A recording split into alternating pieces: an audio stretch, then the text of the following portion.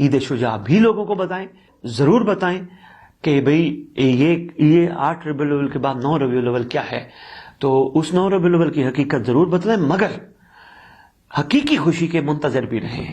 حقیقی وہ مسرت جو کائنات کے چپے چپے پہ، کائنات کے ذرے ذرے سے لے کر، یعنی فرش سے لے کر عرش تک پوری کائنات مسکرائے گی، وہ حقیقی خوشی امام زمان علیہ السلام کے ظہور پر ہوگی۔ تو اسی ضمن میں ایک چھوٹی سی بات اور عرض کرنا چاہتا ہوں۔ عام طور پر یہ بھی کہا جاتا ہے ہمارا 9 ربیع الاول اس لیے بھی بہت زیادہ اہم ہے کہ تاج پوشی امام زمان علیہ السلام،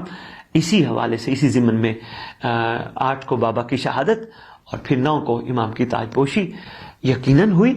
مگر اس تاج پوشی کو بھی اس تاج پوشی کے برابر سمجھا جائے جو تاج پوشی سید الساجدین کے سر پر ہوئی تھی، یعنی کربلا کے سردار کی شہادت کے بعد یقیناً تاج امامت، صحرا امامت سید الساجدین علیہ السلام کے سر پر سجایا گیا تھا، یعنی امامت کے تمام معاملات، تمام امور سرکار کے تفویض ہوئے تھے۔ تو یہ تاج پوشی سید الساجدین سے بالکل مطلب سمجھ لیں کہ مطابقت رکھتی ہے۔ کیسے بھلا؟ وہاں بھی یہی ماجرا تھا کہ جہاں اتنے لاشیں تھے، وہ گھر یتر بکھر چکا تھا، امت نے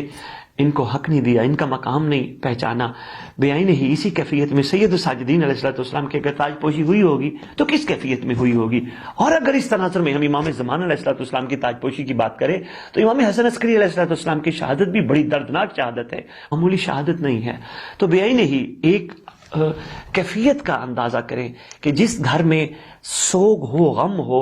دنیا کی طرف سے، دشمنوں کی طرف سے گھر میں چھاپے پڑ رہے ہوں، اور ایک چھوٹا سا کم سن شہزادہ ہو جس کا سن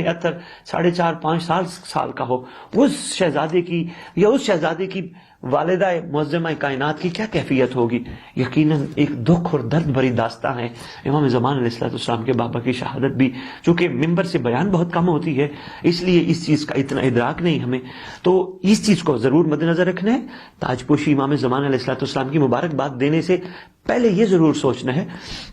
کہ کس کو ہم تاج پوشی کی مبارکباد دے رہے ہیں، کہ جو پہلے ہی غمگین ہے، جو پہلے ہی دکھی ہے، ان کو ہم مبارکباد دے کے شاید کہیں مزید دکھی نہ کر دیں کہ ایک دن پہلے ہم کہہ رہے ہیں مولا آپ کے بابا کی شہادت کا بڑا ارمان ہے، ہم چپ جلوس نکال رہے ہیں، چپ تعزیے نکال رہے ہیں، ہم خاموش ماتم کر رہے ہیں، منہ پہ ماتم کر رہے ہیں، سینے پہ ماتم کر رہے ہیں، اگلے دن ہم تاج پوشی امام کی مبارکباد دے رہے ہیں۔ تھوڑا سا اس پہ ہم نے غور کرنا ہے، فکر کرنا ہے۔ اچھی لگے تو بات بسم اللہ، نہ اچھی لگے تو کوئی بات نہیں، میری بات کوئی آپ کے لیے حجت کا مقام نہیں رکھتی کہ جو میں کہہ رہا ہوں اس کو مانیے، مگر سوچئے گا ضرور۔ جو میں آپ کا نقطہ آپ کی خدمت میں پیش کرنے کی کوشش کر رہا ہوں یہ بڑا ضروری ہے، کیونکہ اس ہستی کو مبارکباد دینا جو پہلے ہی لاشوں پہ بیٹھا ہو،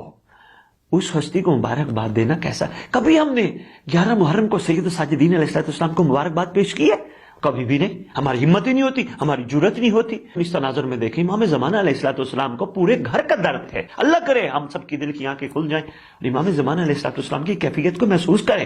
بادشاہ اس وقت مرقع درد بن کے بیٹھے ہیں، ایک درد نہیں پورے گھر کا درد ہے سرکار کے پاس۔ کبھی کس چیز کو دیکھ کے روتے ہیں، کبھی کس چیز کو دیکھ کے روتے ہیں، کبھی کس چیز کو دیکھ کے روتے ہیں۔ تو اس حوالے سے میں یہی عرض کرنا چاہوں گا، امام زمان علیہ السلام کو تاج پوشی کی مبارکباد دینے سے پہلے سوچیے گا ضرور۔ بادشاہ بہت دکھی ہے، بادشاہ کی جو کیفیت ہے وہ ناقابل بیان ہے، موالیان حیدر قرار